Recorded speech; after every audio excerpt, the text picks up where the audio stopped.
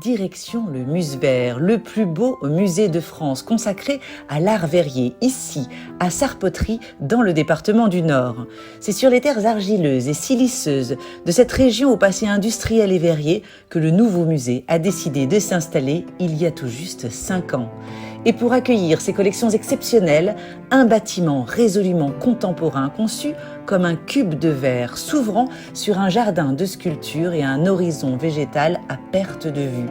Nous pénétrons dans les espaces intérieurs, épurés, immaculés de blanc et baignés de lumière, donnant sur la campagne environnante qui semble protéger les fragiles créations dans son écrin de nature.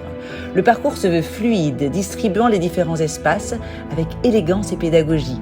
Nous sommes ici dans le lieu incontournable de la création verrière internationale, attirant les plus grands artistes autour d'œuvres d'une incroyable virtuosité.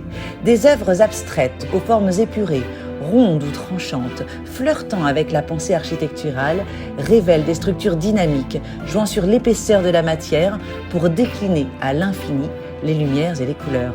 Certaines s'approprient ces formes géométriques et primaires jusqu'à devenir des miroirs de notre spiritualité dans une approche presque méditative.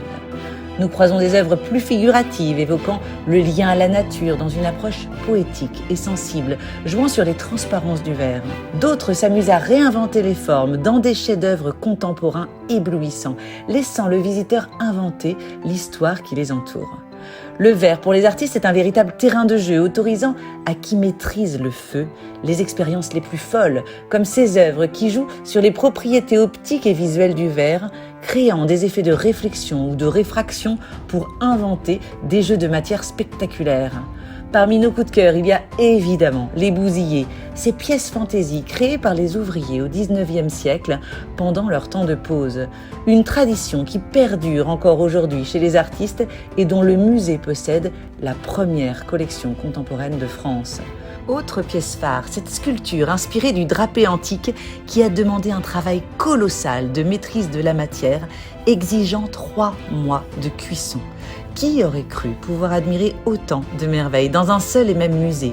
Chaque pièce ici porte en elle une part de l'âme de son créateur, tout en interagissant avec le public selon la posture que l'on prend, l'angle, la lumière de la journée. Une merveilleuse découverte qui se laisse redécouvrir infiniment et qui promet que chaque visite, comme aurait pu le dire Verlaine, ne soit jamais ni tout à fait la même, ni tout à fait une autre.